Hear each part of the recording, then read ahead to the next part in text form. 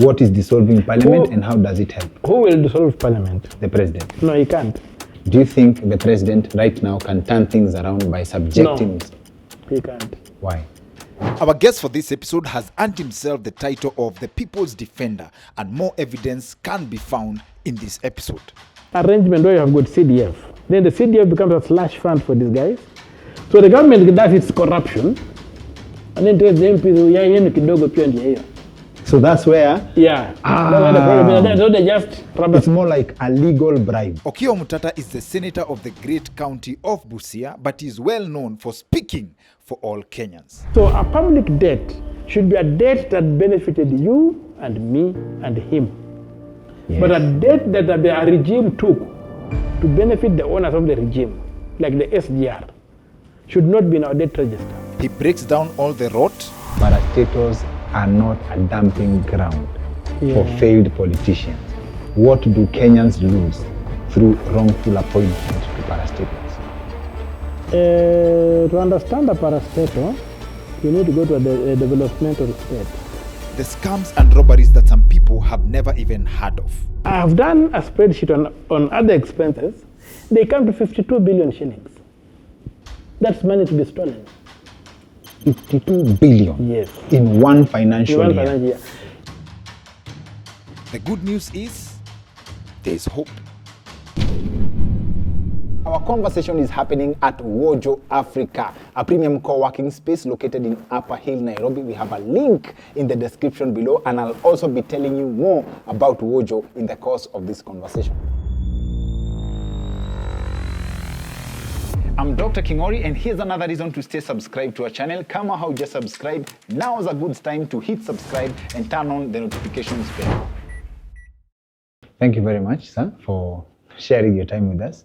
I think I'll go straight into something you said. If you can help us break it down for our audience, like surrendering our country to market forces. I have a lot of points from our last conversation, Nawewe, and I don't want our audience to miss anything. So I'll take you step by step. So some of these points are familiar to you from our last conversation before we set this up. So please explain to us the idea of surrendering our country to market forces. You know, in a political economy, Yes. the way I understand it, Yes. there are two competing forces. Mm-hmm. And one is the market force, Yes. and the other is political action. Okay. So you'll find that there's usually a need for a balance between the two, Okay. whereby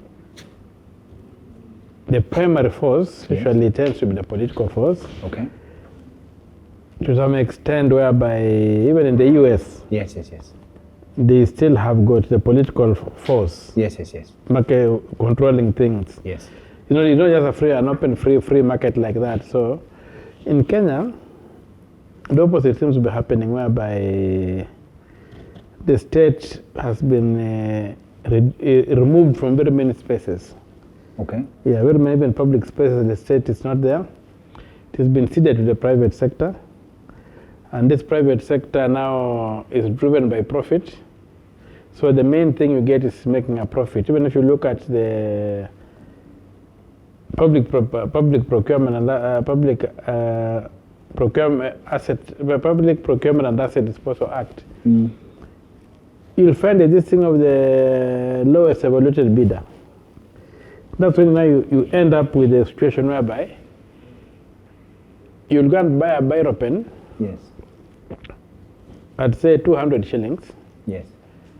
It's 20 bob in the market, Yes. but somebody will supply it to you at 200 shillings because the law says tender these things, do whatever. There are no mechanisms for controlling and saying, no, you're going to buy this thing at this particular rate. So now if you look at Kenya, in the service industry, you'll find that the market, the private sector, Yes. is what is offering the services you want to take. Even in schools, you want to take your child to a private school. Yes. Hospital, you want to go to a private hospital. So you feel like the state is no longer existing, so we have surrendered to the market forces which are driving the economy, the country now, Yes, not the yes, political action. It's not political action that comes up and says you're going to have the standard of schools. Yes. You're making, the schools are going to be well equipped, so that if you want to go to private, Chaguo lako. Yes, Lakini the basic thing is there, that anybody who can't afford, you are there. You can get this. Is it possible to have public schools, public hospitals providing the same quality of service? Yes. It's very possible. There's no reason why it can't be. And it's happening in many, many countries around the world whereby public hospitals are as good as private. Even in Britain, look at NHIS. It's providing very good service. So here, you look at one way, and there has been deliberate facilitation of the private sector that's predatory to come in. When we were growing up, government stores were branded. At a tablet ya Panadol, ya government ilikuwa na GK. Yes. Okay? Yes. That has been taken away. Now Panadol from government and Panadol from the private sector, The same. same. Yes. And that facilitates what you call the theft and corruption, whatever. So you'll go to a hospital, this pretendant is there, anakuambia hakuna dawa, hakuna Panadol kwa hospitali, but you go he's running a pharmacy next door, and achukua Panadol. And this is the same Panadol that was supposed to be this side. So this is very, very, I don't even call it immoral. I'd call it amoral. The sense of morality has not been there. Yes. It's a very immoral way of doing things, that now the state, the function of the state is to do what? Is to tax and do nothing else. Right now, if something bad happened in Nairobi, assuming a building collapsed, and it requires earth movers, do you know the government doesn't have any? The time when the Ministry of Works had these things, it's not there. The private sector is not having this thing. You'll have to call this thing from the private sector. At some stage, you might get the military to come in and have the earth moving equipment. But the Ministry of Works, Yes. which naturally should have these things, should have the capacity to engage, should be building roads for us and doing whatever, is just there. So this private sector fellows are just playing around. They've got a free run in this country. They inflate prices, they collude with all these things. So the whole thing is just a confusion. Bottom line is deal making. So we've totally surrendered our country to market forces. And market forces are not your friend. They want to make profit. Okay. Yeah, they want a pound of flesh near your heart. So it is political action that can then say, this is going to be this way, this is going to be this way. There's the Turkana, we must put roads there to achieve whatever. The market will not do that. But once you put up the infrastructure and whatever, the market will come to run on that infrastructure. So that surrender of the polity to be driven by market forces, provision of all services is private. Now again you see the push to privatize strategic assets. Okay. Yeah, it's further a removal of the state from engaging with people. So the state will just remain for taxation. And does this also tie to public transport? Because there was a time government was in public transport, now it's in the private sector. And public transport is a critical strategic area. You can't leave it to matatus. But then the question now becomes, reversing that will be tricky because the matatu industry is credited for employment of more Kenyans than the government will sustain. It's not tricky. But what kind of employment is it? It's not tricky. You have to get this country running. You cannot have everybody who can afford a car driving into Nairobi. We must create a situation whereby you don't need your car to move. Okay. There's public transport, it's moving people in an efficient way so that somebody doesn't get to, matatu, sometimes you get to the office, people are stressed. Look at the queues that you see in Nairobi in the evenings. Shouldn't be having that. A light train would mop up all these people. So, and the matatu sector, if there have been investors there, they can buy shares in these companies, can be co-investors in public-private partnerships. And they can make the same amount of money But they are making in in an the orderly matatu. manner. And you have fewer vehicles on the road because a bus will carry more people than a Nissan or something like that. Or you see, if you do these trams, the light trains, they'll be a more efficient way. So people will move, they might be move by the clock, and you can plan. Right now in Nairobi, you cannot plan. You see the appointment you gave me. I have spent about an hour around Nyayo House. In traffic. Then when it opened, I'll spend less than 5 minutes to get here. You Yeah, see, this kind of I get it, kind I of get it. kind Yes, of thing. yes, yes. Because, and if you look at most of the cars, it's the driver alone. Yes. Yeah. He's not carrying passenger, he's not doing anything. Because there's no service. And if you look at the way like the upmarket area, it's not totally not served. But if you had a proper system of mass movement of people, most of those people would not be having to drive. In fact, it's hectic to drive, look for parking, do all these things. You'd sit on this my system and just read your newspaper. Can we start with something that I can attribute to you? In fact, it is you who said this. Our roads have been built for people who drive. Yeah. Can you blame them? Well, the issue is that the roads are built for motorized traffic. There are no roads that very, very small patches are built for pedestrians and cyclists. Yes. Which is a very, very big flaw in the way our roads are done. And also it looks to you that this elitism that we have. Look at your TV, the average advert on your TV. For whom do they advertise? The middle class. Middle Yes. upper. Yes. They don't care about these other people. That's the market for you. It And goes where in terms of building of roads, a capitalistic phrase aligned to that is that cyclists don't pay taxes. They don't. Buy petrol. Yes. Where will the government get the fuel tax? But at the end of the day, you have got many factors you have to consider. Like, I see these people coming from Kibra, Yes. Kawangware in the morning, Yes. walking for very long distances. Some as early as 4 o'clock, Yes. you get people already trekking to go to where they're going to work. Who is taking care of their children? Who is imparting values in those children? Now, again, you'll see them walking in the evening, and maybe they'll get to work when the kids are asleep. You That's see? true for most so, families. in terms of values for the country, Yes. what kind of children are coming up? Are they being raised by television? Are they being whatever? So when the government invests in that, Yes. it's investing in the future and security of this country. These people will also be more productive if they had the pathways and they'll buy a bicycle, they will ride.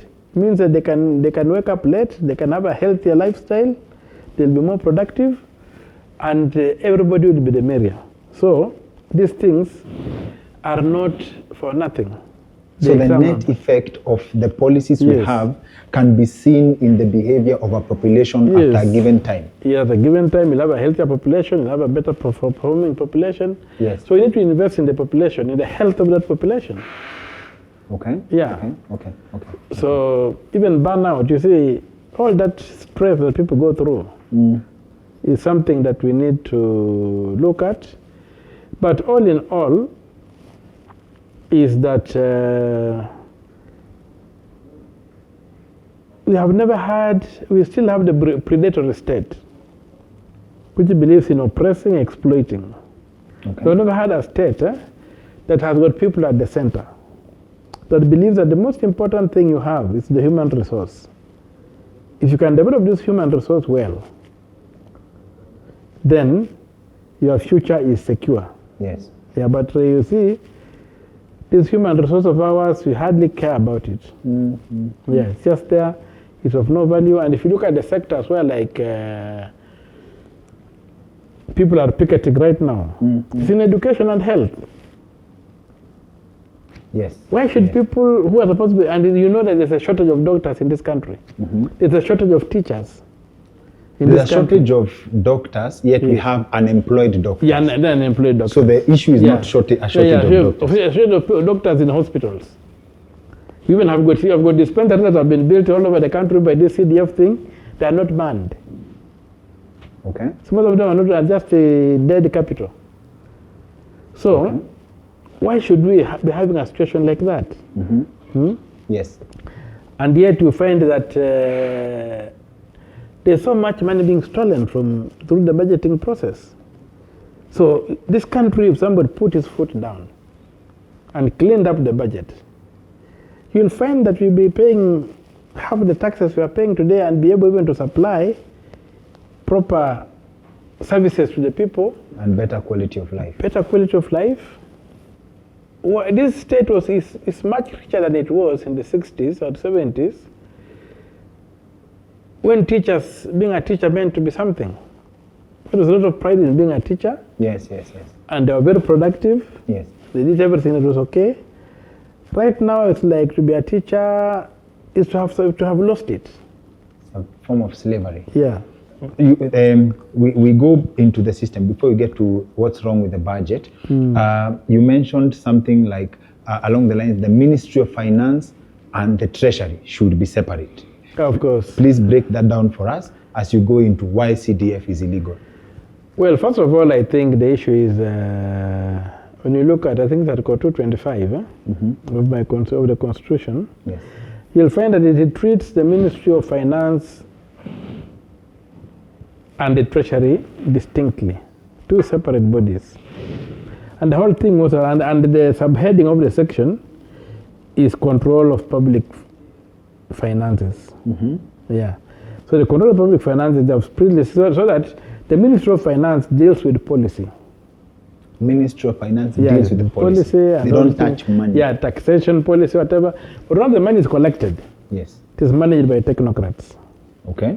But now the way things are, the Public Finance Management Act fused this thing, which is a very, very good neo-colonial tool, because if you look at the one from Zambia to Uganda to wherever, it is the names of the countries that are different. But the thing is, the bloody thing, the British was almost the same thing. Yes. So it closes back from that, it fuses back the Treasury and the Minister of Finance. Yes. Now the President appoints the Minister of Finance. Okay. The President appoints the PS of Finance. Okay. They are his people. They serve at his pleasure. So the President owns the Treasury. So the Treasury becomes the President's pocket money. That's why he can ignore the budget and walk around and say, mnataka nini? Utaweka shilingi milioni 200 hapa. Utajenga barabara pia bwana PS. Utaweka shilingi bilioni 1 hapa. He doesn't refer to a budget. He doesn't refer to anything that Parliament has done because he has direct access. Are those roadside declarations actionable? Yes, they are supposed to be ignored. Because if you go to a constitution, I think it's Article 135, it says the President must sign and seal his communications. But I don't think much is done. Nowadays, people just, we still have a very bad culture whereby the President's word is the law, not the written law. It shouldn't be the case. It should not be the case. It's supposed to be subject to the law, should be a servant of the law, and he should be able to lead by observing and obeying the law, so that we have a culture of obedience to the law. Okay. And when you say that, as in, does it mean that power comes in the access to the finance? Like when you say, yes, now you look at all this money that they carry around, it's stolen money. When you see somebody carrying a bundle of notes like this, he has just picked it from somewhere. So they go and dump it there. And there are very many ways they collect illicit money. Yes. One of them is the budget process. The budget process requires that, I think that called 221A, it requires that the budget should have a revenue side and an expenditure side. Yes. And then you go to the regulations, they say they should be balanced. Yes. Now what happens with us is that, and then the budget, the budget is an act of Parliament. Okay. The Appropriation Act, it's an act of Parliament. Yes. So Parliament is supposed to turn these estimates into a bill, then they debate it, then they pass it. Okay. But what happens is only the estimates of expenditure which are then turned into law. They are bound by that expenditure. But the revenue side, things are hidden. So when you say you are raising the price of petroleum products, you are imposing an 18% VAT, you are raising the VAT from 6% to 18%. Give us the projection of how much you are getting. It could be that you are raising enough money to finance the budget. So you don't need to go and just tax from the fuel alone. Yes, so you don't need to go and tax another thing. Yes. So show us those estimates of the revenue. Yes. Income tax, excise duty, what are you anticipating? Okay. But lo and behold, it never happens. Okay. And so you end up with the hidden revenues, which gives these people a blank check. And now one of the most painful things is that from 2010, when this constitution came into force, domestic borrowing has been done outside the law. Parliament has never approved any domestic borrowing. And in an ideal situation, any form of borrowing should be approved by Parliament. Yeah, everything must be approved. The law, in fact, is stated like that. So, a lot of the borrowing that has gone on domestically, you find that the Parliament passes a balanced budget in terms of, or ties down what is going to be financed from the taxes. The deficits, it shows them in terms of the loans they are going to borrow. And that's where the borrowing ceiling comes in. Yes, so that it has to approve to increase. So it has borrowed so much to finance that budget. So all the borrowings are already appropriated. So there's no other borrowing you can make legally. Because what is supposed to be borrowed is in the expenditure side. Yes. Because when you do the expenditure, you usually show what is financing this. So usually recurrent is supposed to be refinanced by the taxes. And then development is financed by both taxes. And if there's a deficit, the loans and the grants and what have you. Yes. So all these things are included there in terms of the projects to be done, but they're included in terms of expenditure. Yes. So if you borrowed money outside, and these loans are already indicated where they're coming from. Yes. So if you want to borrow anything that's not indicated in the expenditure, Yes. then you are basically borrowing without the authority of Parliament. Okay.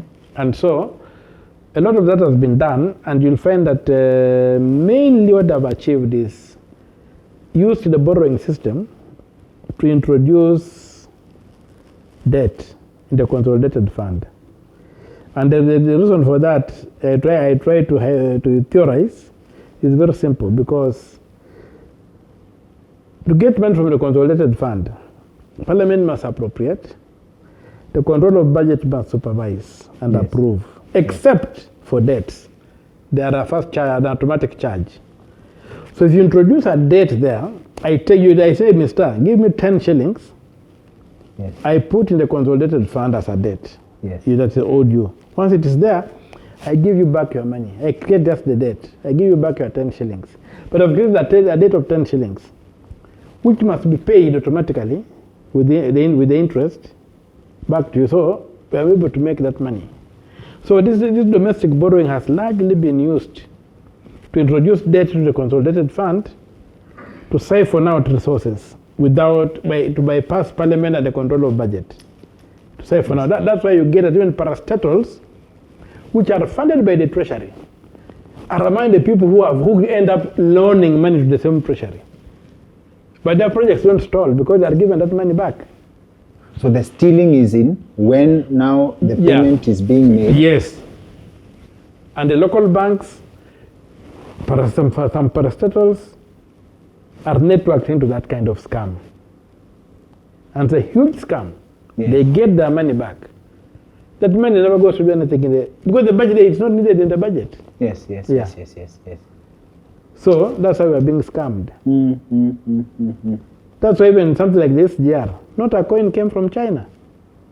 And the calculations we have done is that the SGR was built 100% using Kenyan money. The percentage that was imposed as the Kenya's contribution was the real cost of the SGR. The rest was just padded. So we have people who still draw in terms of the payment of debt, but that's going to pockets, private pockets. Isn't that threatened by regime change? Because let's say, for example, you set up a scheme where you'll be siphoning money, right? Our regime change has been largely cosmetic. If you had a radical regime change, then they'll be threatened. And if you got a regime change of somebody who understands this scam, then they'll be threatened. But you'll find when the regime change happens, it happens at the level of the political class. The civil service never changes. And those are the schemers. So they simply go to the new masters and show them these tricks. And the new masters fall in line. So unless you are a sort of a madman who says, I'm going in with an aim of dismantling these things. And Are you saying that government is not what we see? No, it's not. It's not. There's a lot of scamming because I'll tell you, like, and a lot of people, I don't know, don't look at things. I used to wonder at one time, why were prices on budget, at a budget day, things would disappear from the market. And then when the budget is read, they come back with the new prices. So the new prices, which tend to always be higher. So when I checked and I realized, the Finance Bill Act, the Finance Bill, not even the Act, the Finance Bill would be implemented before it became an act. So before it was ratified. Before it was ratified and signed into law. Yes. So they would read the Finance Act, it begins working, as Parliament comes to rubber stamp it later. So people would wait for the Finance Act to be read, then the bill to be read. Yes. Then they begin to implement the taxes that have been read in that bill. So I went to court and challenged and said, honestly, let's go back to the Boston Tea Party. No taxation without representation. So why are we being taxed without representation? So I went to the High Court. Yes. And I challenged that arrangement. And I was able to quash the law that allowed that to happen.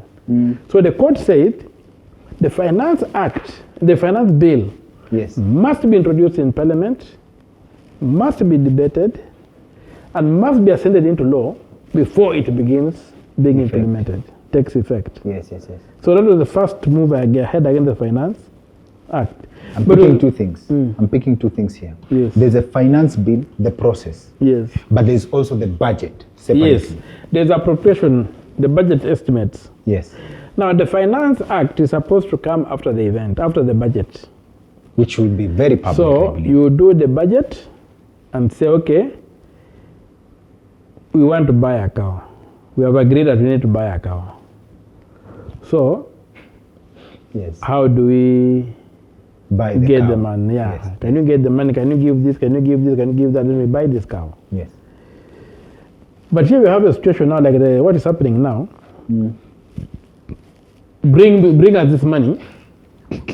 Then after you have the money, we say, what do you want to do with this money? That's what the President Ruto was trying to do. It was a very dangerous thing. I challenged that for now this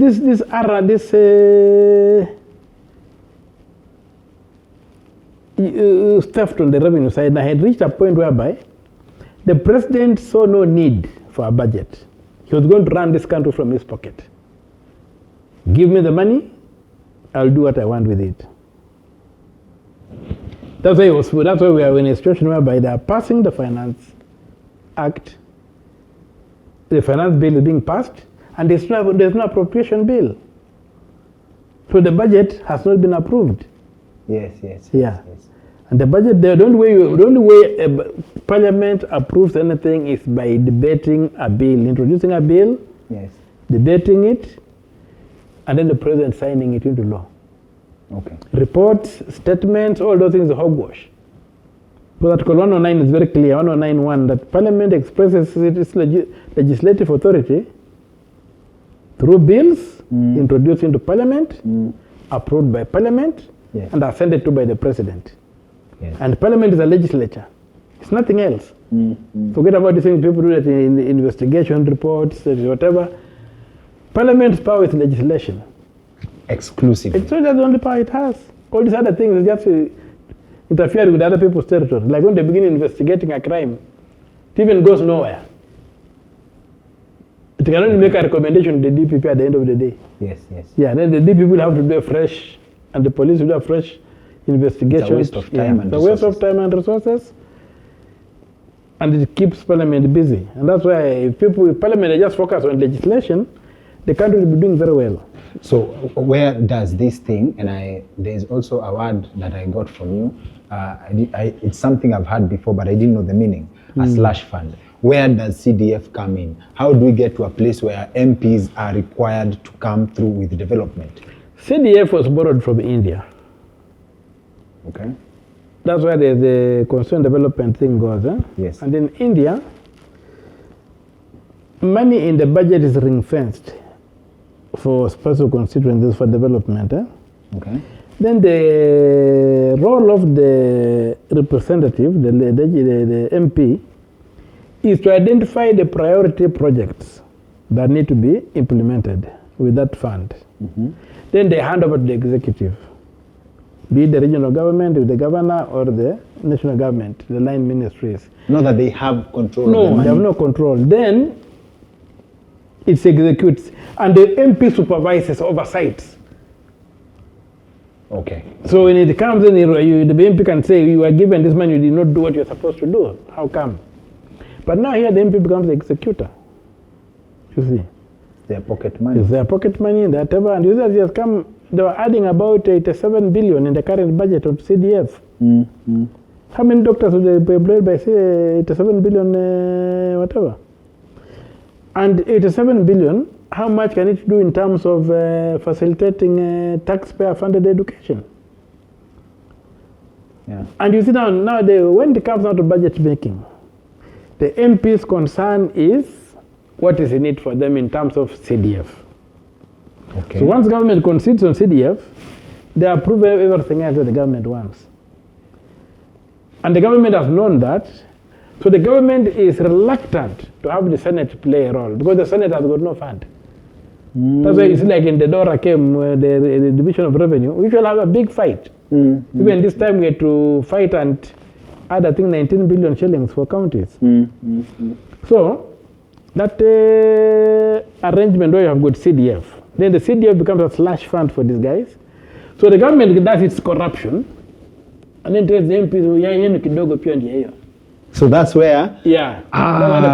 So they just it's more like a legal bribe. yeah, you see, it is just a mafia-like way of doing things. So the CDF needs to go. That money is not accounted for. Okay. But we have MPs who are credited or even awarded for being the best performing in different counties or different constituency by how well they use this. These awards are funny things. Since I went to the Senate, many people have come to me saying, we want to declare you the best senator. Give us so much. So those awards are the things that I don't even think much of nowadays. So these No MPs, credibility. the MPs should just do the honorable thing. The courts have declared the thing unconstitutional. The constitution has got no provision for it. Let them legislate. Okay. That's the only way they can move this country forward. Okay. And CDF should be abolished.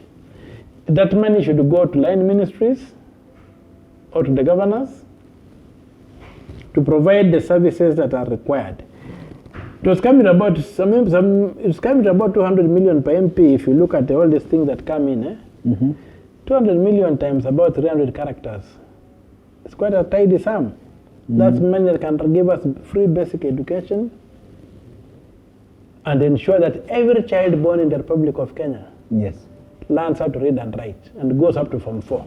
I'll just take you through something. I think in terms of, let's say, taking away the CDF from the MPs, Honorable Peter Salasia posted his payslip on social media, and his gross pay comes to 1 point something. Is it 1.16? A gross salary of 1.16 million 527, and his take home, his net salary, is 2,300 shillings. So I think according to him, his perspective is they don't even have money to take home because after all the deductions, members of parliament. But what is being deducted? For the most part, car loan, mortgage, it takes the most part, deductions, pay as you earn, staff pension fund. But they, and the car loan, there's a car grant. When we go into the Senate, we were given a car grant of 7.5 million. a car grant means you don't have to pay it back. You don't have to pay it back. All you needed to do was to produce a logbook that you have the car.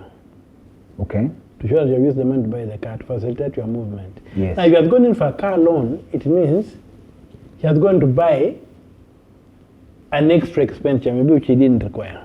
Oh dear Lord. You see. So It's also a question of managing lifestyles. Most of the people come to parliament, some have not managed. I have not seen 1 million shillings in one pack. So you begin seeing your salary is like you're earning $1 million every month, then it's hallelujah.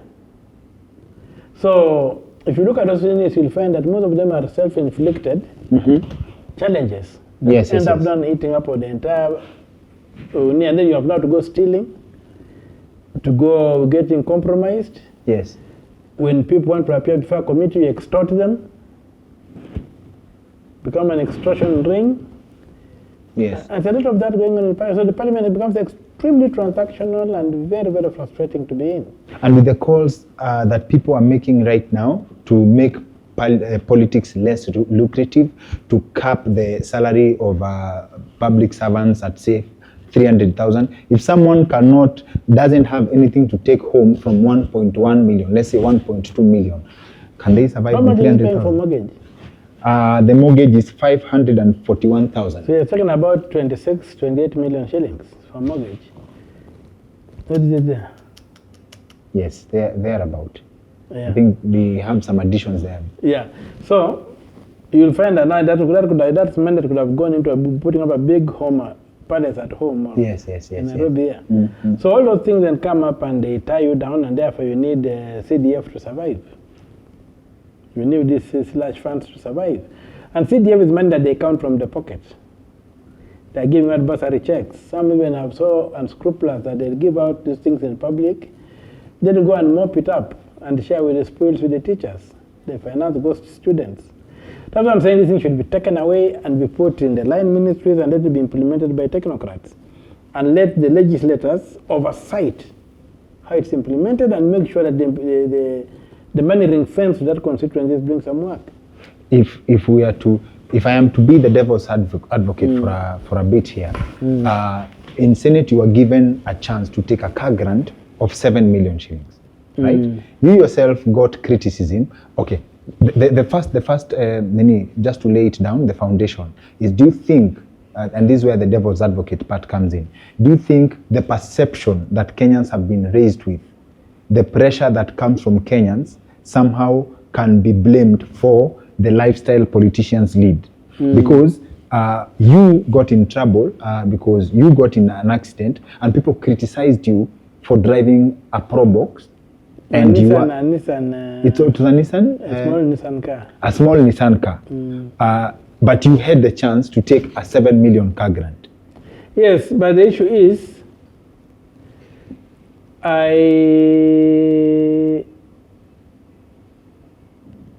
I'm somebody who looks at one thing.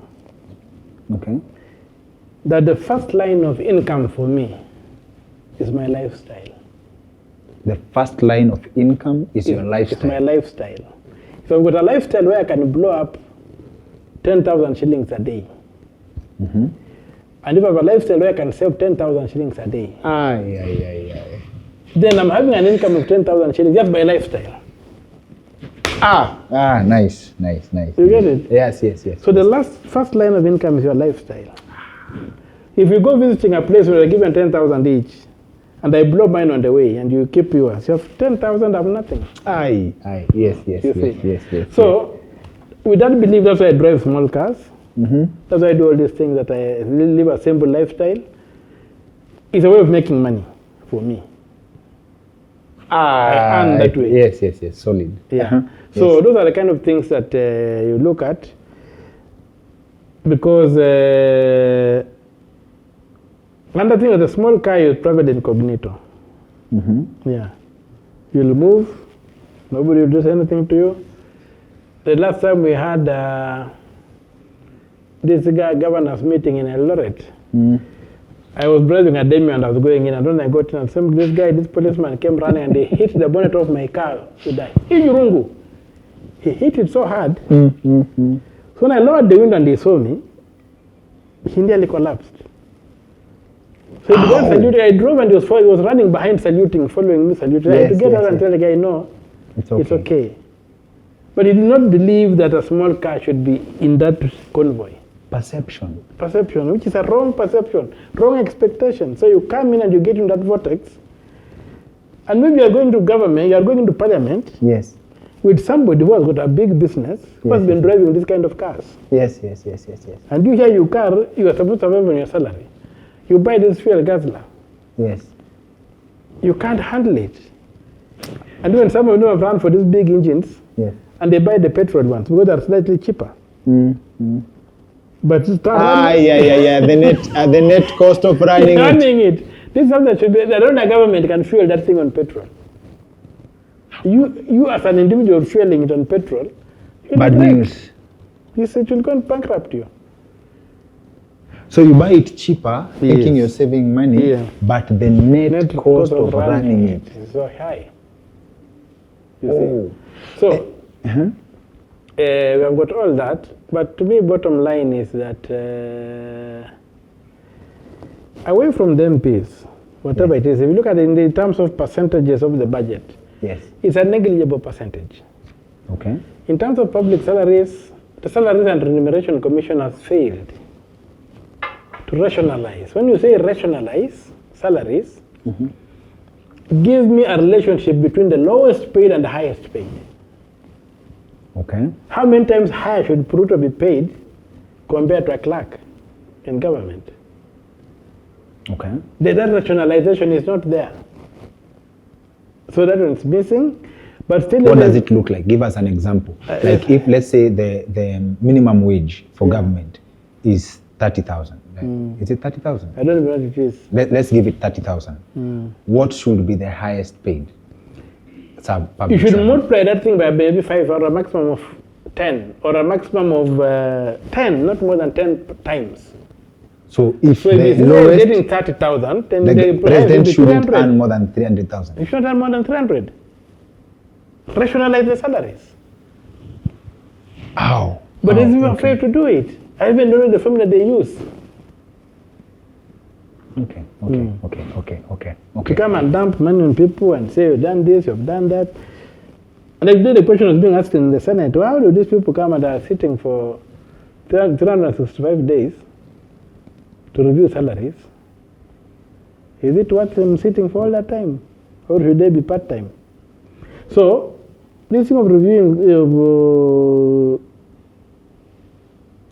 setting salaries, is also been lost by these commissions. Because the commissions were sort of filled by people who are the same old monkeys. So it is not, Mswahili anasema kufuta zero na kuandika O. Yes. Okay, so I also attribute to you the saying that elections are there for acquisition of power and maintaining it. And you broke it down for me in a very interesting way, which I hope we can recapture for our audience again, that in a country like Brazil, they carry out elections electronically, it's verifiable, and the results are instant. It's like M-Pesa. Yes, because Brazil had a history Yes. of election fraud that could even be very violent. Okay. So they go to a point whereby they designed a system to deal with fraud in elections. So they went digital. And the threshold is not free and fair. The threshold is tamper-proof. The threshold is tamper-proof. Yeah, even in our constitution, the threshold is tamper-proof. But you get everybody talking about free and fair. That's why you're told it has to be accurate. It has to be simple. It has to be verifiable. Yes. And it has to be prompt. Okay. So verifiable by who? Okay. That's the question you asked. Simple for who? Yeah. Okay. Yeah. So verifiable by the voter. After you vote, you should have the mechanism to trace your vote, to track your vote, and know it has been weighted. To the end. To the end. To know whether it counted. Yeah, whether it was counted for a candidate or not. Okay. And that's now when they say, after you vote, you cast, usually it's digital.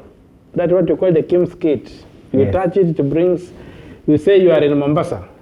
You want to vote in a village in Muranga to vote for an MCA. So you just go and click on Muranga, you go to the election, you select your person, you vote. It's digital. The results are automatically transmitted. You don't have to travel. You don't have to travel, it is simple. Then it gives you a serial number. It prints out a serial number for every candidate you vote. With that serial number, you can track your vote. You can verify that my vote went to Karanja, not to Onyango. Yes. To Onyango, not to Afula. Yes. Something like that. Yes. So that's what now happens. We have failed to achieve that. Yes. Number two, we don't have spoiled ballots in the architecture of our constitution. Yes. But when the first elections under this constitution happened and Raila challenged them, the question of spoiled ballots came in. And instead of the Supreme Court seeing that particular as evidence of the election not having measured to the threshold in the constitution, they asked the question, do they count or don't they count? Then they say they don't count. But if you are voting digitally, you can't have a spoiled ballot. Okay. Yeah. Yes. You have done M-Pesa. Yes. You've seen once you do your money goes. You see. You cannot do M-Pesa when Koinanga and then run to Hurlingham. You say that the ballot is not reflected. You will not succeed. Yes. It's instantaneous. So, another problem we've had with IBC, they keep on looking to European countries for a solution to implement our electoral system. Yes. The solution is a southern problem. Electoral fraud is largely a southern problem. Southern problem. So now it's beginning to be global south. So it's now it's beginning to creep into the US, to the likes of Trump and whatever. Yes. But those people do not have a problem with. You saw sometimes in Britain when they do their elections, some people just volunteer to count these ballots and they give the results. You see. They have that culture. Yes. But in the global south, we had something different. Yeah.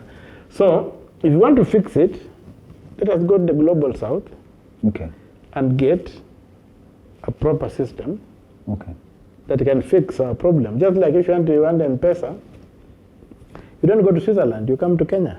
Does it mean then, because this information they are aware and they know, does it mean that the failure is by design? Yeah, it's deliberate. They want the human intervention. And I'll give they need the human intervention. They need human intervention. And both camps, not one way. Each camp hopes that they can get an opportunity to fix the election. Okay. Otherwise, they would have done a very simple thing. There's Article 138 Clause 2, which says that where more than one candidate, or where two or more candidates are cleared to run for presidential, to contest the presidential seat, then the election will be held in each constituency. Okay. So the presidential election takes place where? In the constituency. Yes. And then you go to 86, Article 86 of the Constitution. I think it's Clause 3 and 4. Yes. They have a presiding officer in the polling station and a returning officer at the constituency. Okay. So the election is done by these two people. Yes. Where now in the Act, they introduce something called a returning officer for the presidential election. And they create the Chapkatis of this world and put them in the bombers. I don't know. Okay. So if our people have been sincere and honest and have tried to urge them, yes, they would say the election of the president should end in the constituency. We get 290 certificates. Yes. Telling us who has won here, who has won. Then even you people in the media can call the election. At some stage you say this one. In Kenya we do not have. You can't call the election. You can't. You have no capacity to call the election because they go there and then they want to transmit all the 44,000 or something, I don't know how many they are, polling stations to bombers. Then they say that they're tallying, that they're doing whatever. When the Constitution says the election takes place in the constituency. So which constituency is bombers? And the returning officer is the returning officer in the constituency who conducts the election for president. Yes. You see? But the issue of both parties want to fix the election, it means that there are constituencies where they will not be credible. They want to do that, but you saw the constituency level. Yes. I don't know if you're persuading the election, the constituency level is very transparent. Because people, the MPs are fighting for this power. So at bombers is where things go wrong. Fixed. Yeah, things go wrong at bombers. At the constituency level, an MP will not allow you to be inflated, and his tallies and add-ons will not add up. It risks his own seat. You cannot tamper there. Yes. The MCS will not allow it. The governors and the senators will not allow it. But remove from that contested space, then you have. And then you remember that under Article 138, the IBC is given 7 days to announce. Yes. Under 86, the announcement is, the IBC is supposed to announce promptly. Immediately after the yes. polls close. Yes, prompt results. So the 7 days, and the 7 days is to declare. The word is declare. The IBC shall declare the winner. Announcement is prompt. Yes. Declaration can take. Later. Within 7 days you can declare. So maybe you are saying you are waiting for this, you are waiting for that. The other thing of doing the thing at the constituency. Yes. If something is bad, then you only deal with that small area to fix Not the content. nationwide. No, not nationwide. When you go to Bombers, then you have to fix the thing nationwide. So you lose it. I understand. You get me? Yes. You lose it. So that if there was an issue, like in, say, Gatundu, how come the votes for MP, the votes for governor, the votes for senator, the votes for women rep, the votes for whatever, are agreeing on an average figure? Okay. But the votes for president are more by 2 million. You'll go back to Gatundu and say, okay, where did the 2 million come from? Can we look at it? Yes. The thing will be there.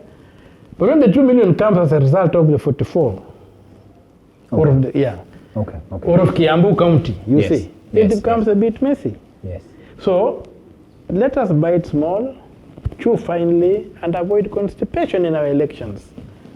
Very well explained. So now, in the crisis that we are feeling, we are facing right now as a country, I always describe it as a culmination of bad manners over a period of time, compound effect of bad manners, right? And in terms of the ideas, I'm very interested in a theory that has been put forward in terms of how the country can move past this place, like how the president can gain people's trust. And that one of the examples has been given is dissolving parliament. Please explain to us what dissolving parliament means. Would that gain trust as we imagine it? Like, or let's say people have a problem with the MPs. The Kenyans right now, in terms of the feeling, is that people are more woke. People's eyes have opened in terms of the role of the leaders they choose. What is dissolving parliament and how does it help? Who will dissolve parliament? The president. No, he can't. Our parliament is a fixed term. The only people who can dissolve parliament is the voters by recalling each and every MP. The president cannot dissolve parliament? No, he has no power. The parliament is a fixed term parliament. People serve for 5 years. The date of elections is fixed. We are a presidential system, not a parliamentary. In the parliamentary system, the president could dissolve. Yes, like what happened in Britain the other day when this guy Runak called snap elections. Parliament got dissolved. Here, the president cannot dissolve parliament. It's a fixed house. The parliament is elected independently of the president. But after elections, there is the assumption that the president owns the parliament. There have been, because of these machinations, where MPs are, because of the lifestyles, want some small favors, when they go to set up, they're given 100,000, 50,000, things like those. But the thing is that we have a fixed term parliament, and the only person with the power to dissolve it is the voter, through a recall. You recall all the members of that assembly. How does the recall clause work for someone who doesn't understand? Well, the recall clause is that you need to raise, I think, about, is it 30% of the voters sign up, and then the IBC will allow something like that to happen. They can have some form of a mini referendum. If you raise, then the recall can be done. 30% of the voters who voted that person in. Yeah, because the High Court has made some radical changes to that law to declare the big aspects to be unconstitutional. And I've not seen the final text, so I may not be able to put a correct picture. But the power for somebody, the voters, to say, okay, this guy is not representing us, come back home. Then there will be a new election for that. But the solution of parliament does not arise. So that's where we are. And the way things stand, we just have to be creative. First of all, you have to understand the so-called Generation Z and other people. The people are many, but You know, people have been saying that people are banning schools. The other year they were banning schools. And Yes, what have you. yes. Some were saying these are the same kids that they wrote out tear gassed. I've heard that too. Yes. But now, technically, no school has ever been banned in Kenya. What do you mean? No school has ever been banned in Kenya. Do your research. What do you mean no school has ever been banned in Kenya? We can go back in the story of Changuli boys where over 60, I think 62 people died. A dormitory. Now, is a dormitory a school? It is part of the school. No. The school are the textbooks, the classrooms. Tell me where students have burnt a classroom. There's a frustration they're expressing about the dormitory life. And these are very clever kids. They have never burnt their books. They have never touched their classrooms. They have touched the dormitories. They have an issue with the way they're being accommodated. They don't have a problem with education. The school is the education part. So for me, from where I sit, when I've looked at all the data, I've not seen anywhere in Kenya where kids have burnt a school. They have burnt dorms in schools. Okay. These schools don't have dormitories, but they are schools. Okay. You see? Yes. So kids have burnt dormitories. Okay. They're expressing a statement about how they are being accommodated, how they are being housed. Mm-hmm. You have never heard that kids have made a bonfire out of their books. Okay. Never. Not in Kenya. I've not seen anything like that. These are the same kids whom we are engaging. Mm. When they came to the street, they were not after power. They didn't even shout power. Like in the past when people said power, power, you did not hear power being shouted. What about the transition into Ruto must go? No, it's not about power. It's about service delivery. Okay. You are not doing your job. Yes. They're not saying we take over. They're not saying we take over. They're not saying anything. Mm-hmm. They're just saying we are fed up with the inefficiencies that you are dealing in, your inability to govern. Mm-hmm. You need to do a better job. Yes. You see? Yes. So, okay. This kind of reacting with bullets and what have you, they not understand these kids. The demos of the past, people wanted power. The word power was all over. Yes. Comrade power, whatever. Yes, we never had that catcall. They are looking for jobs. They are looking for whatever. And then also the Generation Z, yes, are not all educated. More than 60% of them never had a chance to go to school. At least more than 60%? Yeah, at least not beyond primary school. Okay. They are the cat pushers. Mm-hmm. There are all these people doing all these odd jobs. Mm. You see? Mm-hmm. So, when those ones got into a demo, yes, the ones that have gone to school and have computer savvy, the doctors, the lawyers, and whatever, that got into that demo, were looking for jobs. Yes. The other guys, but they look for jobs and no jobs, so they're also hopeless. There's hopelessness. Mm-hmm. The other guys are also living a lifestyle that is not sustainable. They're also hopeless. So when the motley now comes here, we mistake ourselves to look at them as a social category. They are not a social category. Mm-hmm. Yeah. They are not a single story. Okay. They are an anthology. And what is your theory on the narrative that there are political forces behind what it became after? Because I've seen both sides of the protests. There were protests that had professionals. I have doctor friends who showed up for protests. Professionals, like when we went there and you saw. And people, when they saw someone trying to steal or loot, people were picked up and handed over to the police. There was a protest that happened this side of Moi Avenue. Yes. There's a protest that happened that other side of Moi Avenue. Yes. And these are the categories I'm telling you. Very true. This side of Moi Avenue are the guys who have gone to college, who have gone to school, who are looking for jobs.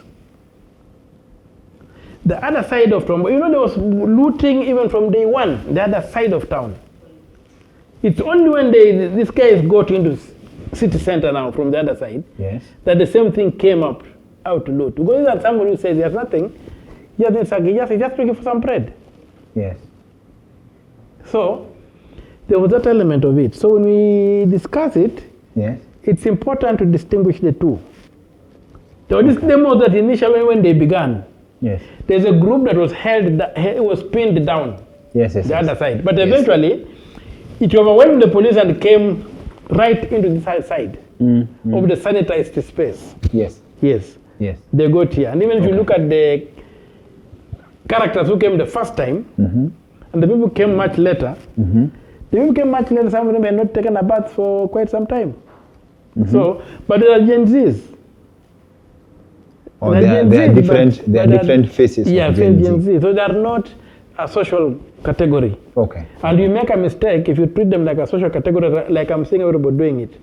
So eventually, the riot that was happening the other side, the demo that was happening the other side of Moi Avenue, ended up reaching Holy Family Basilica, reaching Parliament. Understood. That's why I've read it. Interesting analysis. There's also, I hold a theory that we don't have a problem of laws. We have enough laws. We have enough legislation, and we have all the things we need. And it's if only our systems worked, right? What do you think Kenya would look like if the judiciary was like no complaints? I don't know whether that can happen.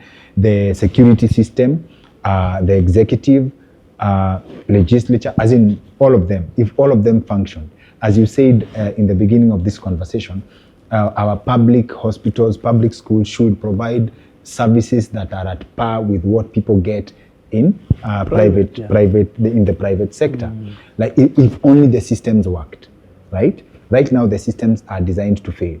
And I also attribute this to you. You said that we do not have consequences for bad manners. Like professional bodies, for accountants, for engineers, if only they did their job, people would do better. What does the situation look like for the system to work? For me, what I think we need to do is the chief executive.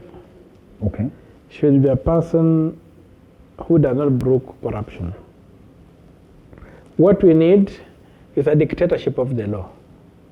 Dictatorship of the law. Yeah, we need a dictatorship, not of an individual, but of the law, whereby the law applies ruthlessly to all, without exemption and equally. Once we have that and we enforce that, this country will shape up overnight. People will say, huh? But right now, corruption pays. The biggest enterprise is corruption. Today, when you go to the governors, as we do, and you tell the governors about the EACC, they laugh and say, bring the money of an envelope for them. And you pick up the report of the Auditor General and read it. It says nothing. The Constitution is very clear and very simple. There's one sentence in Article 229, Clause 6, that the Auditor General audits for lawfulness and effectiveness. Lawfulness and effectiveness. Yes, tell us. Yes. Was it lawful to do this? Then number two, was there value for money? Yes. But you'll find all manner of narratives coming in and saying, we're not able to conclude because they did not give us the documents, they did not do whatever. What is difficult on saying it? Because the documents are not there. Therefore, this money was not used lawfully and it was not effective. Yes. You cannot continue. And then now the DCI takes over. But there's a lot of poetry in this report, to the point whereby if you read this report, you just get confused. Yes. It doesn't get you anywhere. So, if we can audit these systems with the minimum, there's a requirement, the same section, I think it's paragraph G. No, 4, section 4, paragraph G.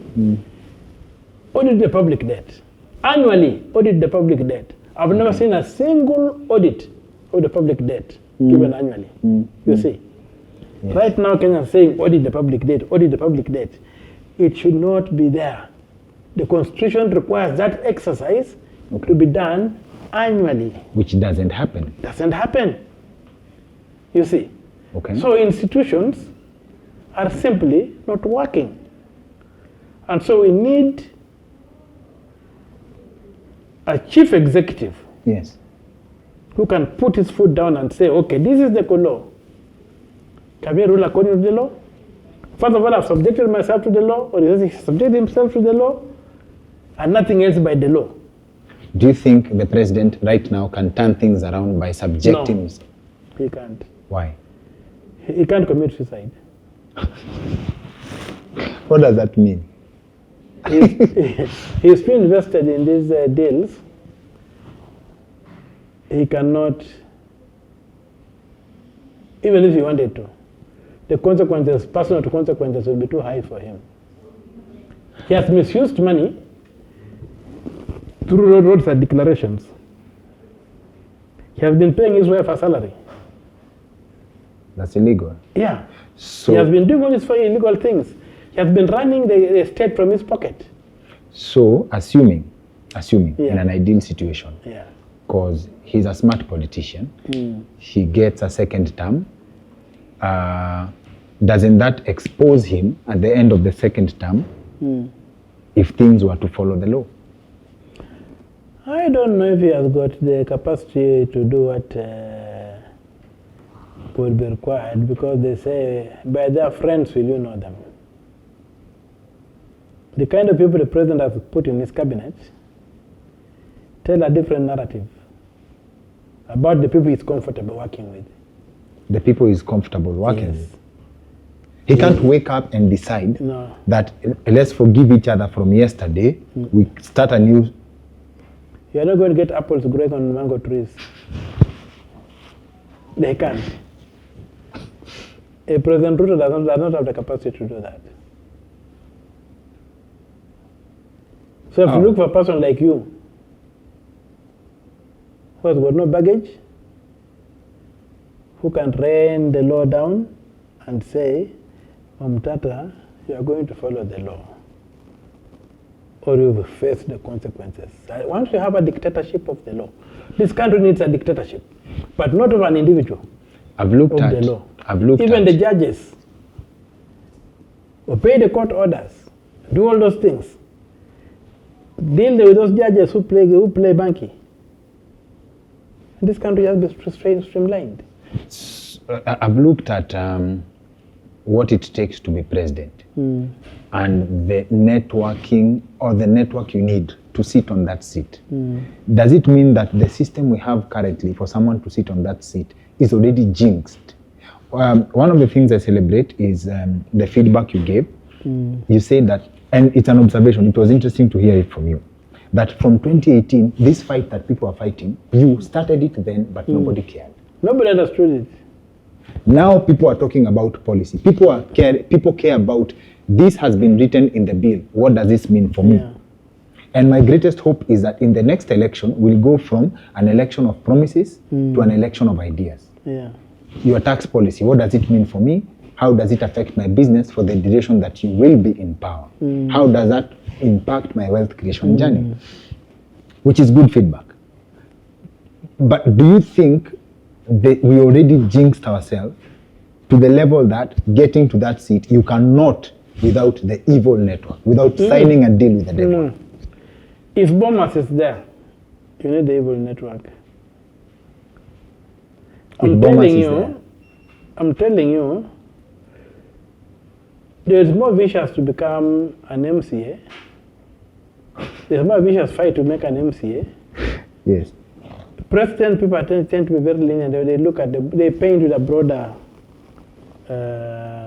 Picture. brush. Yes. For president, they paint with a broader brush. The law says they paint with a fine brush. So, Yes. I'm sure where things have reached, anybody with a credible message, as long as the election terminates in the constituency, Yes. it's very easy to become president in this country. As long But as. if it has to go to Bomas, then those people who sit in the dark room will determine who becomes president, not the voter.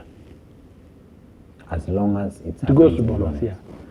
But if you were to get 260 results, Yes. 260 different returning officers, Yes. First of all, they look at the kind of work you need to do to compromise them. But human beings are human beings. Yes, If but someone look at the kind of work you need to do. Then number two, look at the oversight within that constituency. The oversight is very high. People literally sleep on the floor, monitoring what is going on. Yes. You see? Yes. Then once their candidates have, or the results for that kind have been announced, they disappear. Yes. So they leave you with your presidential things. But if these things were tied together, and I think that was the intention of the framers. Yes. Tie them together so that scrutiny Yes. is present Yes. when they are announcing the presidential results. Okay. Then we know, this guy in constituency A, Madara North, Yes. imeenda hivi, Kasarani, imeenda hivi, Dagoretti, imeenda hivi, Okay. Westlands, imeenda hivi. Yes. Nairobi looks like this guy. Where imefika Nairobi, as they say, hiyo imeenda. Yes. Hiyo imeenda. You see. Then, the media oversight will become a very effective tool also. The media just need to deploy the 290 stations, which any media house can do. Yes. Then they'll be reporting from here, report from there. So the amount of oversight that will come there will be awesome. And the results will be And the results are instant. There's no room for cooking figures. Yes. Because the fellows of contested for MP want their results. I understand the concept of the kitchen cabinet. You see. So then the whole thing. And in terms of what do you say? I have before I ask you some on accountability of the people who've already stolen. We have a concept of if you say something, come on, I've seen it on social media. When someone says something, it's already ingrained in the Kenyan psyche that it's okay for people to disappear, it's okay for people to be killed. Like, hey, awogopi kukujiwa. Do you think we'll ever move away from that, such that we know we can engage in politics with servant leadership and people will respect the rule of law? Are we that far? It is there, but it is something that can be dealt with easily. When Ruto came in as president and was sworn in, yes, tremendous fear descended on the land. You could feel it, that now this one is bad news. This is a vengeful man. This is a man you cannot mess with. He'll fix you, he'll do this, he'll do the other. And I began telling myself, first of all, I was not happy the way he put down the constitution and began displaying the sword. To me, it was an ominous sign. Yes. That this guy would want to rule this country by the sword, not by the law. Yes. So when I got my first encounter with him, I decided to inflict a slow puncture. When I talked to him, I did. And told him, I told him we are friends, whatever, but if you don't follow the law, we are going to engage. Yes. I was simply humanizing him from the demigod that had been created. And I did it deliberately. Okay. For Kenyans to see that if it is death, then you can dance with that death and leave. If it is it? It's not. Okay. Because the law is very clear. And at the end, in the end of time, Kenya has reached a stage whereby you have to be very, very careful with what you do. People are very intelligent. People are documenting. There's a generation, when you used to do I did demos for some time, from 85, 87, 1987. 97? 1987. 87? That's when I did my first demo as a student to 20, whatever, as much as maybe late into when the new constitution had come into place. Was he doing the demos? Kimunya must go. What have you, when Kimunya said, I'd rather die than resign, but you got him to resign. All those things we were doing. When I used to carry my chain, you remember? Yes, in Parliament. I think was it Parliament or Supreme Court? It entered the several places. Yes. So, the demo you will find that I also saw an evolution of the police. Okay. The earlier policemen were very brutal. But as more educated people are being recruited in the police force, Okay. you began seeing a very civil police. Okay. And even the guys who came to the street the other day were largely civil. There was just a militia that came in to do whatever it did. But you'll notice that the average policeman I have met. was well done. Yes. The only problem we now have with our police force is the deliberate militarization. Why would you dress somebody in combat fatigues in a city? The police is yes. I see it now. Heavily militarized. The combat ideally is designed for the forest. It's for the forest. For that's military attire. Get our policemen now back into civilian attire. In the mindset be rewired that they are civilian law enforcers. Okay. But for as long as we still have them in those things, they still behave like a military. Okay. Yeah. So, but then if you look at generally the behavior of the average policeman was exemplary on the street. Yes. There are a few rogue ones who are trigger happy and whatever cause this mayhem. Mm-hmm. But if you look at the flooding, the number of kids who are on the streets and what have you, if they are the Moi guys, some who do not even know how to read and write their own names, when they were going to earn a salary, they use the thumb. If they are those guys, the streets would have flowed with blood. We would be talking people in terms of thousands. Whoa. So that education has helped. Mm-hmm. Yeah. And now the average policeman is somebody to hold a discussion with. Yes. Now, the problem has come again that all the strides that were made were messed up under Uhuru, President Uhuru, when they amended the National Police Service Act to give the president the power to handpick the inspector generals and the DCI. Are you saying in an ideal situation, the president, the inspector general of police would not take orders from the president? From the president. He should not. What about the tag commander-in-chief of armed forces? This is a police service. And that's why in the Police Act, when the military comes out, it's put under the command of the inspector general. They are not under military command. No, wait. No, that's the law. Ideally, the inspector general should not take orders from the president. No, he should not take orders from the president. He's an independent service provider. He should be able to arrest the president if he's driving without a seatbelt. Yes, in an ideal situation, the constable on the beat should be able to arrest the president if he's driving without a seatbelt. Yes, that's the dictatorship of the law. And process the president. Yes. Right now, a policeman can see a president's, not that it has happened, a president's child shooting somebody dead and he looks away and says, hapo nikubaya. You see? That's how things are. But ideally, yes, the constable on the beat. The constable on the beat. Yes. And the policeman. Why do they have the constabulary? Akuna teacher, do you know who I am? Why is the guy in the prison called the chief constable? So the problem was in the amendment on who? The appointing authority. The autonomy was lost in the way they are appointed. So is this what we call state capture? Yeah, it is. It is state capture, and while states were allowed by parliament. You know, even the idea of a parliament, in a presidential system, going for a parliamentary party meeting in state house. It's illegal. It's an oxymoron. It's totally illegal.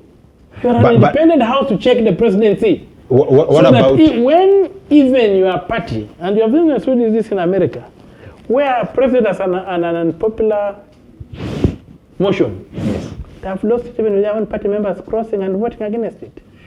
What about party position? There's nothing like that. You look at Obamacare. How did it pass with that Senate? When so this thing of the party that sponsored you is a lie? No, the party that sponsored you can whip you in the house. Yes. But ultimately, the House have to checks make- the executive. Because what's happening in the Senate today, Yes, yes. not yes. by partisan position on issues. That even Senator Sifuna complimented Senator Aaron Cheruiyot. Yes, He could not believe. yes. Yes. That's when the House should stand up and say, nonsense is happening in the executive, we call you to order. But when the executive is in order, and everything is okay in the House, there's the majority side and the minority side. Yes. Yeah. And minority and majority should not be predetermined by how you No. got to parliament. No. It is based on. The other party positions are there, Yes. but like to say that the Republicans are going to meet Trump in the White House. Not happening. No, it's not happening. Well, the two institutions are independent, and the House is supposed to oversight the other one. So here we just have a joke of a House, because you see, like the filibuster. Yes. The filibuster is a very important tool that the minority can use to stop bad laws. But here we are told to talk for 20 minutes. If we had a filibuster, somebody could talk for 2 days continuously. He doesn't sit down, doesn't hand over to make sure that this bad law is not passed. And it's a very strong tool for checking. That's when you find that even a small team of MPs can be able to check the big guy. Here I told you are going to talk on a motion, on a bill, 3 minutes. You hardly have introduced the issues. 20 minutes, and you have to see the bell rings. That's the kind of thing that should get out of our parliament, so that the freedom of expression is complete. So that when you come up to stand on an issue, you talk until your mouth runs dry if you want to. Or you talk for half a minute if you feel that's enough. But we told you are going to talk for 3 minutes, for 2 minutes. Those are the things that have undermined our parliament. Yes. To make it weak. Because the filibuster for me Yes. is a tool the minority side uses Yes. to subvert Yes. the tyranny of numbers. Right now, the tyranny of numbers have nothing to check the tyranny of numbers with. Yes. 2 minutes, you're going to vote, Quisha. Okay. You see, those are the kind of things that have weakened The parliament. the parliaments. Okay. You paint a very ideal situation, and I'll tie the idea of, can the country afford the services we wish for? And there is something you also mentioned called limits to taxing power. Yeah. Is it possible? Can we raise Kenya as you know it? You are a numbers guy. You've crunched the budget, you know these things, you know that inside out. Can Kenya afford the lifestyle we wish as a country without overtaxation? We don't need overtaxation. I'm telling you, first of all, our budget is heavily padded Yes. with money that ends up in people's pockets. Heavily padded. And I've just been given the example of domestic debts. These domestic debts should not even be there. Okay. Kibaki ran this country on that kind of budget, and he was able to supply the unity government. They were able to even provide taxpayer funded education, basic education. They even to do the mama, what was it called? The thing for the maternity women. For Linda Mama. Linda Mama. They were able to do all those things Yes. on budgets that were not as big as this one. But these ones, the budget is growing bigger, but the services are being reduced. Okay. Yeah, like they're inverse. So what is happening that the Jubilee administration began going for commercial loans. And what we need in Kenya where we are now is for somebody who can be in State House, who can invoke the doctrine of odious debt. Odious debt. Yes. What's odious debt? An odious debt is a debt that is not a sovereign debt. A debt that benefited individuals, the giver and the receiver, and is sitting in the book. So that even when you go to the domestic debts, we'll be able to check the register and say, okay, Barclays Bank, you gave us 10 shillings. The law says that the money you lend must go to something. Where did it go? And if that money went back to Barclays Bank, why should Odious from audit. Yeah. Yes. Odious is nini. Odious is rotten, it's bad. A bad debt. Oh, order. Yeah. Okay, yeah. A bad debt. Yes. So these bad debts, we should not pay. And this is a doctrine that was developed by the Americans when they invaded Cuba to kick out the Spaniards. And the Spaniards tried to impose the debts on the Cubans. And they were able to come up with this doctrine saying that the Spaniards cannot impose debts on the Cubans which did not benefit the Cubans. So a public debt should be a debt that benefited you and me and him. Yes. But a debt that a regime took to benefit the owners of the regime, like the SGR, should not be in our debt register. But you said SGR was it was funded locally. Yes, the money. Okay, I but understand. then there's a debt to the Chinese, which is a fictitious debt. Which gets paid every time. Okay. And that's what I'm saying, that debt should not be burdening us. So when we do this audit, we need to ferret out, to interrogate and ferret out odious from genuine. Yes. We pay the genuine.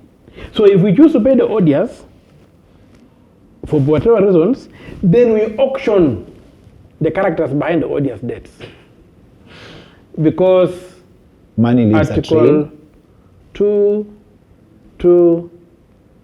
2256 says if you are in a public office holder and you make decisions or refuse to make decisions that result in the public losing money, Yes. you are liable whether you still hold the office or not. Okay. So that article, then you go and tie it up with Article 40 Clause 6, which says Yes. the right to property do not extend to the property that is fraudulently or illegally acquired. Okay. So then you can go for these people and say, okay, this much, you went and took a Eurobond, it never came to Kenya, you spend it offshore, you went and amended the Public Finance Management Act to allow you to create offshore accounts, contrary to Article 206, which says all money raised by government Yes. shall be deposited in the consolidated fund or other funds are created by Parliament. You go and amend the consolidated fund, the Public Finance Management Act, to allow you to go and create offshore accounts. Section 53, Section 57. You do that so that you can put accounts out there. Then you get the Eurobond and deposit in those accounts. And then you squander it. But then you transmit the debt of the Eurobond into a consolidated fund. The Eurobond, if you check our Appropriations Act, because when you go to Article 221 on the budget process, Yes. government must declare its anticipated expenditure in the estimates. That's why you give estimates of revenue and estimates of expenditure. Yes. Now, if you check like I've done, if you check the estimates of revenue and expenditure from 2014 or even 2013 to today, you don't get the Eurobond. It's not there. It's not there. So, this was unbudgeted revenue raised to finance unbudgeted expenditure. In short, corruption. Okay. Are you getting me? Yes. So those kind of debts are odious debts. So when we pay them, maybe because the country is bound to pay them, we finish paying and say, who was responsible for the Jubilee administration? Come here, we auction you to recover the same money. Yes. Yeah. Some of these people are richer than this country. Some of these people have been are richer than Kenya. And it's money that can be recovered through Yes. due process. Due process recover them. If not recover them the way Kibaki recovered the KICC through an executive order. KICC was going. He had gone to Kano. It was through an executive order that was returned. And now they had to go to court Yes. to demonstrate that it was theirs, and have been unable to do that To date. to date. So there are mechanisms and tools that can be used. These ADC farms, you recover them by executive order. Okay. And then let those who claim them have the trouble of going to court to prove that the land was theirs. Okay. Yeah. So if we did that, will find that running this country is very cheap. But in the current budget, even as we look at it, I just want to give an item. There's an item that I've put there called other expenses. The law is very clear that you must itemize what you are spending on. Itemize. Yeah, program-based Yes. budget making process. You must Yes. itemize. What have they done? They've come itemized and they say other expenses, and they carry a chunk, a big vote. Yes. So I've done a spreadsheet on other expenses. They come to 52 billion shillings. That's money to be stolen. 52 billion. Yes. In one financial One year. financial year. You go to, there's another fund there under repayment of debt. There's a 40 billion. That's already 92 billion. Okay? You go to something I've done the strategic interventions. If you look at anything, everything I've done strategic interventions, where they're using casuals. How do casuals do strategic interventions? They're using casuals because they don't want the paper trail when they're being paid.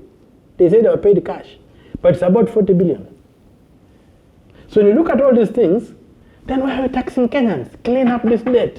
And that's why we're saying you can't do the Finance Act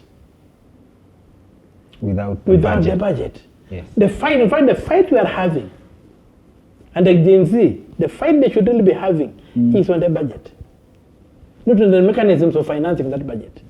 Because if the budget is deflated, is cleaned up, then there's no reason to look for more money. There's 300 plus billion they're looking for. That's money that cannot be justified. We are already at over 100 billion in terms of money that cannot be accounted Yes. for. Yet the biggest scandal that comes to mind, Golden Bag, Yeah. was only 40 billion. Yes, it's just negligible. And this is money that goes every year Every and year. probably more. And more. So if you And see Golden Bag was technically a yes. one-off. Look at what I was saying, that this woman came up and said she had imported oil worth 17 billion. I don't know if you saw the statement I gave. I sat down and looked at the books. And I was able to trace the money to Ministry of Energy, how it left there. 17 billion. The good thing is that this data is available. It's a question of looking at The it. money came from the ministry. Yes. She bought the fuel. She was given, she was some mule used to remove the money. But when the money was not paid, it was paid in the name of Galana. It was not paid in her name. So she was waiting for fuel here, but she had been scammed. She had only, they came up. What was her interest? There's as a something mule? came. They said that support for strategic sector, something like that. Yes. So it was what do you call it? Subsidy, strategic subsidies. Yes. So this was supposed to be an oil subsidy being paid to this woman to import oil worth 17 billion. So it was taken out as a subsidy. Okay? Yes. Then when it has been cleared with this thing and whatever the paperwork now, so that if you were to trace, this is the fall guy. When the payment was done, it was not done to that. Yes. So she was here waiting for oil to arrive, Yes. but she didn't, there was no oil paid in her name. But why was she making noise? She thought she had the oil because she had been put in. They made her believe that she was part of the deal. When you say the mother saying, I don't know my daughter having this kind of money. But she was technically the fall guy in case things go wrong. In case things go wrong. And after I gave my statement, they shut up. Nobody answered me. Because I was able to demonstrate that I've taken this money from the ministry. And the theft in the ministries is so much. Take the same case. When I was looking at those books of the ministry, appropriation in aid, the Parliament only allocated 5 billion. 5 billion to the ministry from the consolidated fund. In the statement of actuals for the first month, the treasury indicates that Parliament allocated 20 billion to the Ministry of Energy from the consolidated fund. So what Parliament is doing is nonsense. 5 billion, but when you come to the back end? Yeah, and there's something they introduce. Every month, the treasury is supposed to publish the statement of actual revenue and net expenditure. So when they published that thing for last year for the Ministry of Energy, Yes. what Parliament approved was 5 billion for that, and then 20 billion in A&A, in appropriation in aid. Those fees they charge. But the statement of actual revenue and net expenditure showed that Parliament allocated Treasury 20 billion. So they went and picked 20 billion from the consolidated fund. This theft on the revenue side is mind-boggling. That's why this country looks expensive to run. And that's where you need to crack the whip. And isn't it double taxation? Kama sahi Moranga governor has issued a statement that they have surpassed their revenue collections. So what is this revenue meant for if the government still disburses funds to the counties and people in the county also pay taxes again? No, the taxes they pay are not the taxes the national government charges. The national government charges income. That's an article. If you look at Article 209, Yes.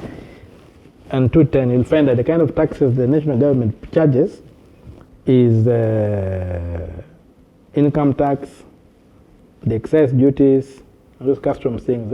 Oh, So there are some things taxes like were also devolved. paying for land Licenses. rates, paying for this, like you are doing a trade licenses. The counties also do that. Okay. Yeah. Okay. Understood. And they have that. Understood.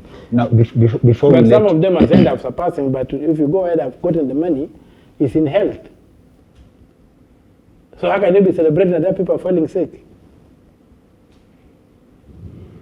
Most countries are celebrating the health in me. That's why our senators come up with a way to try and remove the health out so that it becomes a facility improvement fund, which can remain in the facility, doesn't go to the county coffers. Yeah. So some of them have just been Understood. yeah, so there's really no growth that's coming up, or they have set very low targets. Then they say they have surpassed their targets, Okay. but they can't finance their budgets from those small targets. Okay. Before we let you go, two things I really hope we can get to talk about. The power of saying no. You had a very interesting analogy from Adam and Eve, from the creation story. But before that, we go to the gender. We have areas that people feel like the country is losing money. A seat like the women rep, which is technically an affirmative action. But you introduce a very interesting concept, and I think if you can break it down before we go to the concept of the power of saying I would no. like to go, but I just want to do Gender, one thing. yes. There's a very dangerous thing happening in this country that nobody is saying. It is being pushed by accountants who work in the private sector. The accountants in this country are trained to do accrual accounting. Okay. Government runs on cash accounting. In government, you implement a law. You implement the Appropriation Act. This accrual accounting is going to be a fraud scheme to justify what they're calling pending bills. Pending bills are illegalities. Please explain to us accrual accounting difference from cash accounting. Accrual accounting is where you carry forward issues. You Yes. see, cash accounting, you close your books at the end of the year.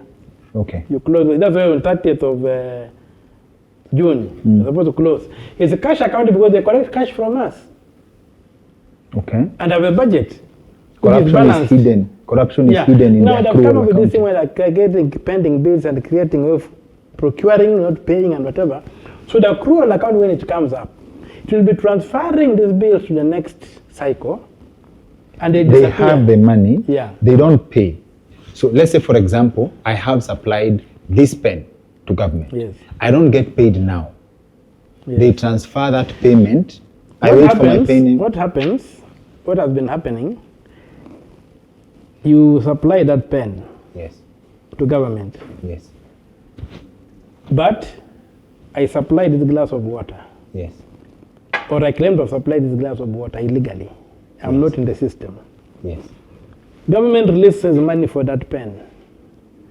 You don't pay that pen, you pay me. Then the pen remains a pending bill. Yes. But the money that came out has come to do this other thing, which was not approved. So the pen guy will never will be not have paid. not been paid, but me, the guy on the side, has been paid. Whether I did the service or not, we don't know. So the pen guy may never be paid. May never be paid. So what we are saying now, when you bring accrual accounting, you now carry that pen into the next year and pay it under the next year. So it will not stick out. But if it's a cash basis, because the cash was used to pay me, it will stick out. So the accrual account is going to come in to cover that. It's a way of postponing Yes, the postponing theft. and concealing it. And that thing is coming out, is really being pushed by accountants who work for private sector. The private sector, that's how it works.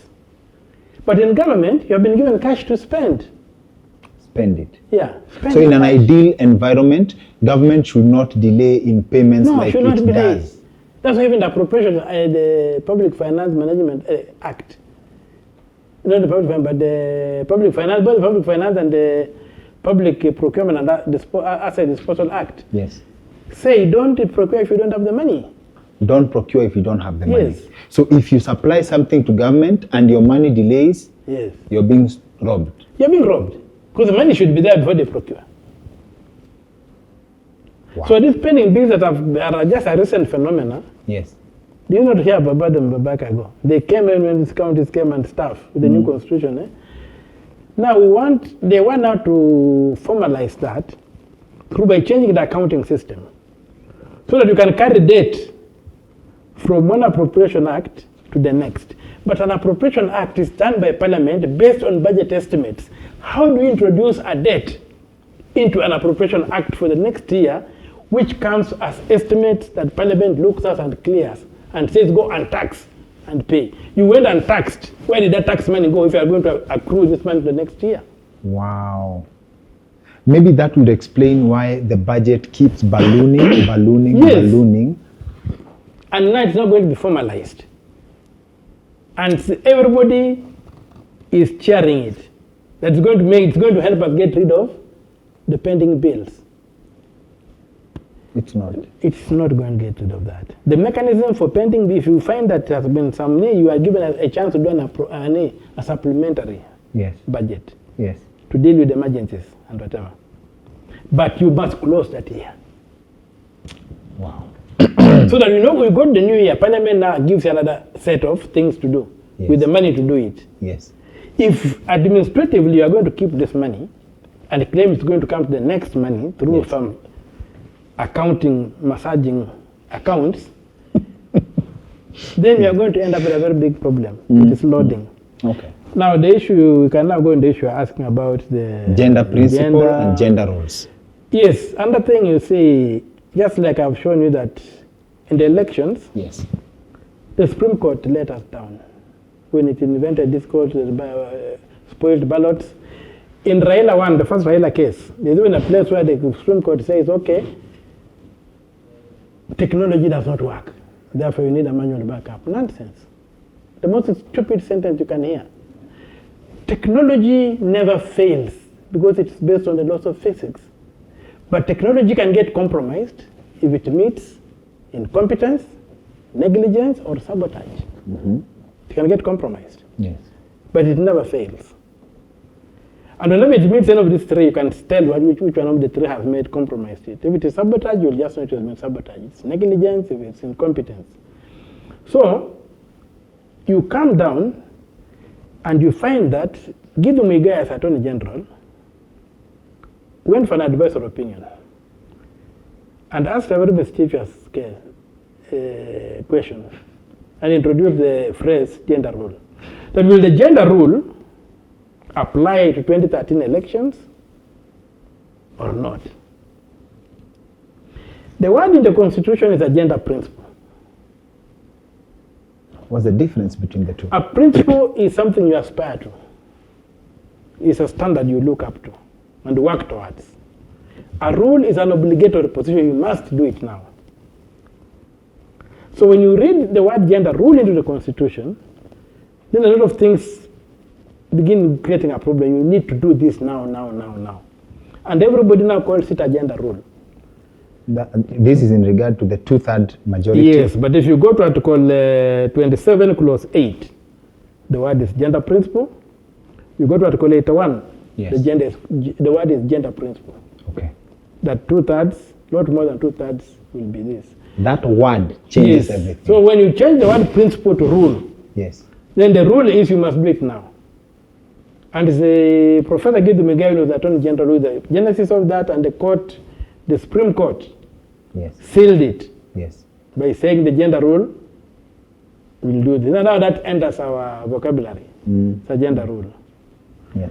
But even if you follow that particular thing, it was under national, under Article 10, national values and principles of governance.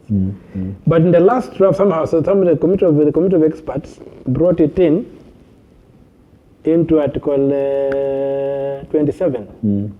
You see, Yes. and so it's the only group right.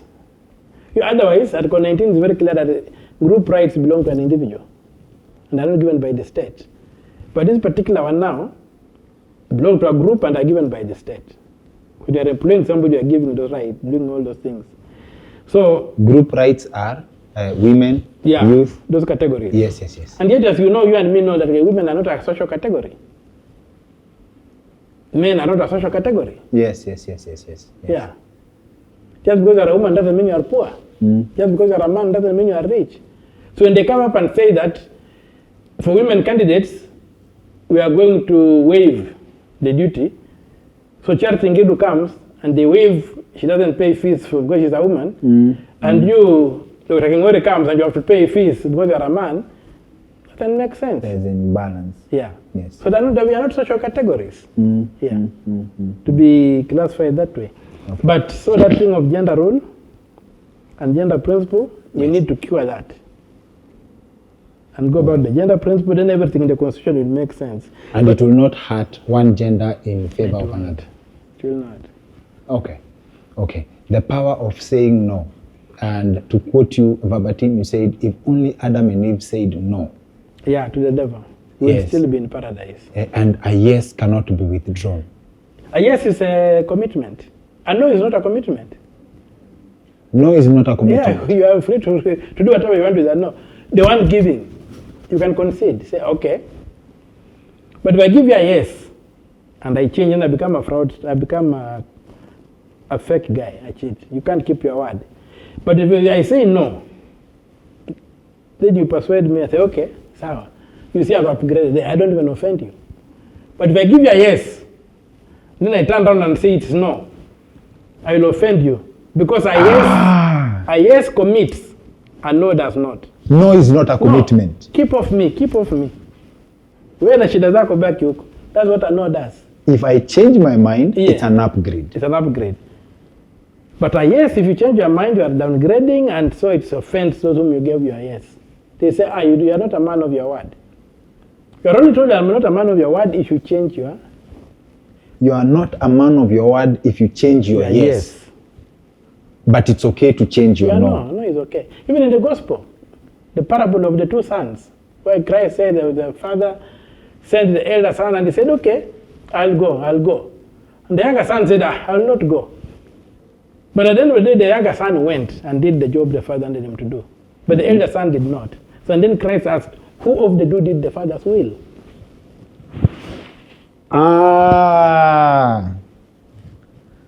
The power of saying no. No.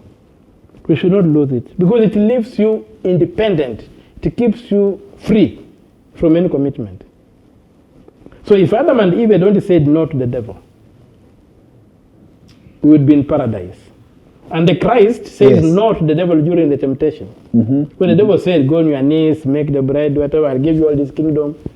If the Christ had said yes, then salvation would have failed. Yes. But he said no. And the devil had to go. Yes. Yeah. So the power of saying no is so important that we must give it ourselves. We even find in the story of John the Baptist, Yes. the father had gone dumb. The child is born. The community wants to name the child. Elizabeth says no. Takes a paper to the father who writes the name John. So in the Bible, the Christian message is that the power of salvation is no to the devil. No to temptations. No to all these things. So that power of saying no. Yes. You see these boys who on the street and the girls, they were saying no. The Gen Z. Yes. What they're saying is no. Yes. Hatutaki hapana. Yes. Finance bill hapana. Yes. Yeah. Okay. Last thing. Ya mwisho kabisa. We've not even for the period that we've spoken, we've not even scratched the surface of this conversation. I hope we'll be able to get you another time for another conversation. But the final thing, parastatals are not a dumping ground for failed politicians. What do Kenyans lose through wrongful appointment to parastatals? To understand a parastatal, Yes. you need to go to a developmental state. Developmental states were basically invented when the colonialism was collapsing. Yes. And the people realized that within the state, the citizens did not individually have the wherewithal to invest in certain sectors that were critical. Yes. So a mechanism of pooling their resources was invented. Pool your resources, give it to your best drivers, let them drive the economy with its clear targets. In the Asian tigers, they gave to their best, they even hanged the people who messed with it. In Africa, and especially in Kenya, it became an area for dumping relatives, people have lost elections and whatever. And up to today, even President Ruto, look at the boards. Who is sitting on our boards? Can those people drive industry in this country? They cannot. I have 1-2 cases which say that parastatal boards must be competitively filled. Dr. Kingori, you want to come and sit on this board on aviation. My friend, if your knowledge of aviation industry can fit comfortably in big print on the back of a postage stamp, stay home. But most of the board members of boards in Kenya today, the knowledge they have about the sectors that are supposed to be running can fit in big print on the back of a postage stamp. And now when they are there, some of them are broke, all they need is to go for trips. They then hold the MD, who is the technocrat, hostage. They threaten him, they can fire him, they will not renew his second term, give us money, give us money. And most MDs are held hostage. So our parastatals cannot do what the parastatals in China are doing. China Road and Bridge. Yes. What is it? It's a parastatal. Many companies that are now big names in the Asian, among the Asian tigers, began off as parastatals. So the redeeming factor for us here is not now to cede ownership. Yes. Is to privatize management. Why was Mumias sugar booming when it did in the 70s and 80s? Who was managing it? It was owned by the government of Kenya, but it was being managed by Bukatet. Private managers. Private management. Yes. Retain ownership in government, privatize management. Let them come and run these things with clear targets and make them thrive. So we don't have to sell parastatals. They are strategic areas. What will the next government do if you have sold the yours? When the next government comes in, what will it do? Will it sell the people? Yes. So our strategic sectors, if we can't manage them, let us get strategic managers. But if we just allowed competitive boards to sit on these parastatals, they'll deliver on their mandate. With the professional managers, we keep nepotism out, we keep everything going. And the thing that is heavily abused, this thing of that is minority. And I think I litigated it once at the University of Nairobi, and I was able to get orders. When the guy who had won the chancellorship was a Kikuyu, and there were some other people from other communities who are not Kikuyu, but they said they are from marginalized communities. So when they went to nominate, the minister decided to nominate number 3. He left number 1 because it was a Kikuyu. He's nominating number 3 because it's a minority. I went to court and challenged and said the University of Nairobi is a center of excellence. minority issues should only arrive if this Kikuyu and this other person are at par. Okay. Then you can say, okay, they are at par, give it to. Yes. Just like in the Catholic Church here, when two guys tie for the bishop, to appointment to a bishop, Yes. when they have done research, the two guys have tied. They say give it to the taller one because Short it'll be people. more visible in the congregation. It has an added advantage that people won't have to look for the bishop. They can see him from far. Short people catching strays. Yes.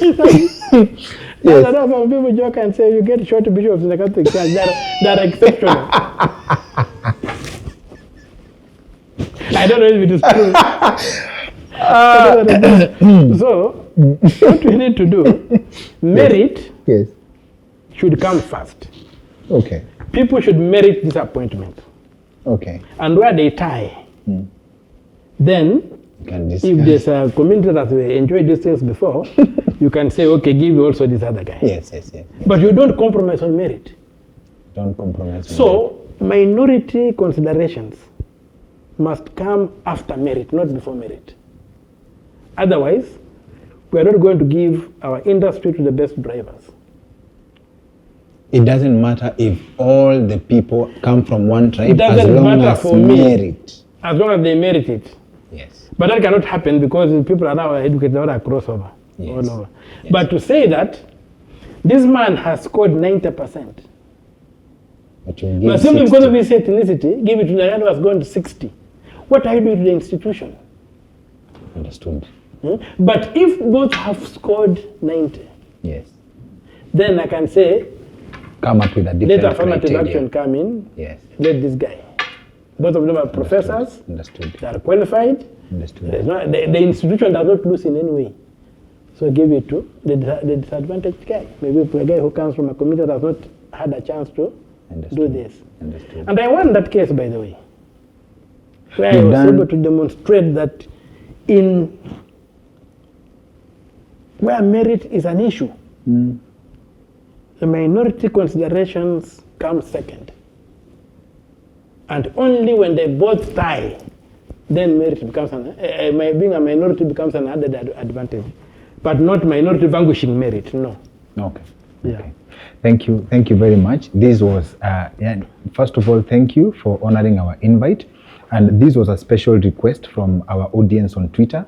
And I believe our audience on YouTube and all of that, the other platforms are going to enjoy this conversation immensely, as I have. And I believe I wanted to give a shout out to the person who specifically requested for you, Fabian Lucalo, PhD. Fabian Lucalo said, please invite Okiya Omtata to demystify the debt crisis in Kenya, which you have done. Is a president given exclusive decision-making power in granting Kenya as a NATO ally? These are the things she wanted actually to for us to address. And is granting of a country as a NATO ally tokenism? So if we can close by giving the answers to Fabian Lucalo.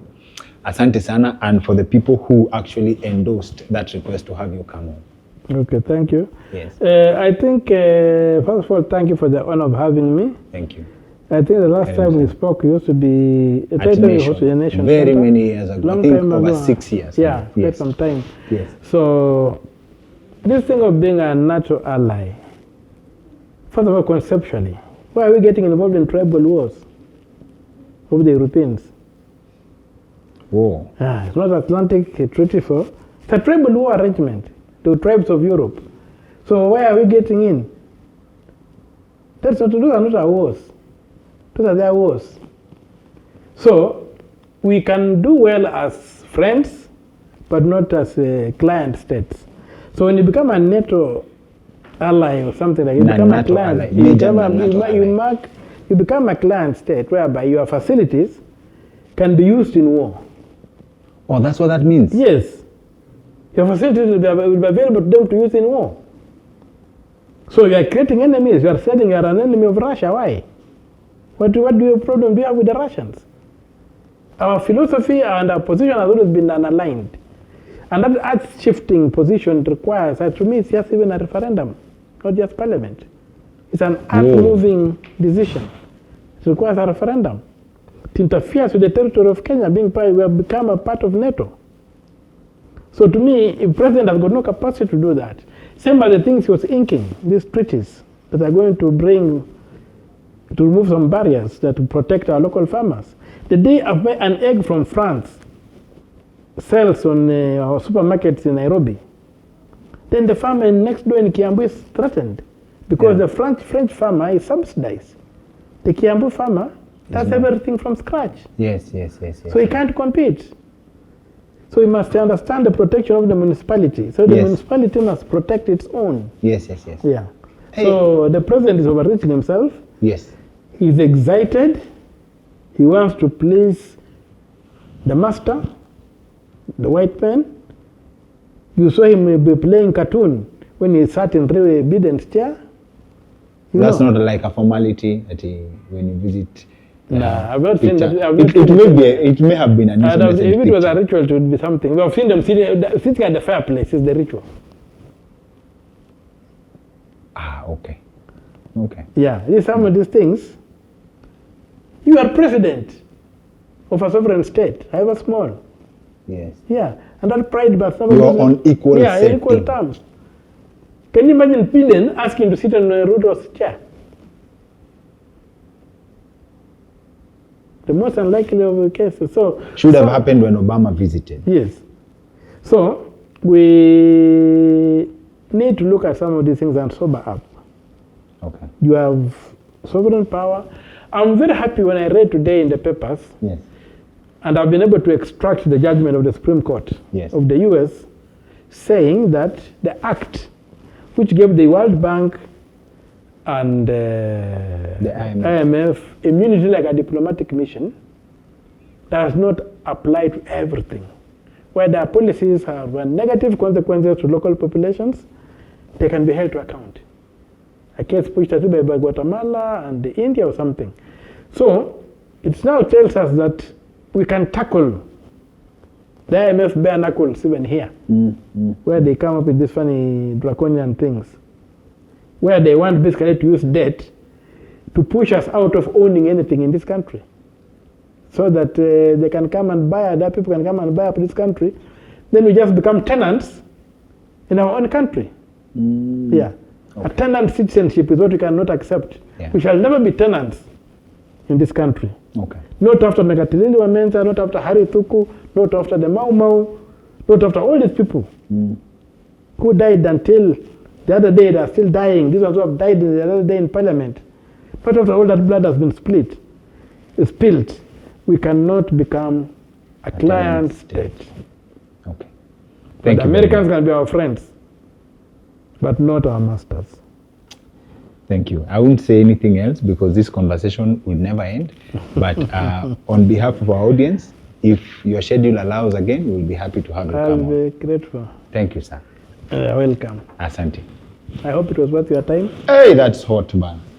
Hey. Asante sana for sticking with us up to this point. I hope you enjoyed our content. I trust that this was time well wasted. Please feel free to join our family by hitting subscribe and turning on the notifications bell. Tukona a lot of good vibes already uploaded on the channel. Tukona so much coming through. I also hope that you loved our location, the shots, nini. That's just a highlight of Wojo. Wojo is a premium co-working space in Nairobi City. If you ever have office needs, ofisi imekuwa furnished kila mahali. I'm talking premium conference facilities, office space, a space that can bring out the best of you as far as creativity is concerned, productivity. You need to get in touch with Wojo. They'll give you flexible contracts, a very prime location, flexible working arrangements, affordable rates in a premium location. We'll be sure to leave you a link in the description below on how to get in touch with Wojo. Consider yourself plugged. Otherwise, I've been your host, Dr. Kingori. See you on the next one.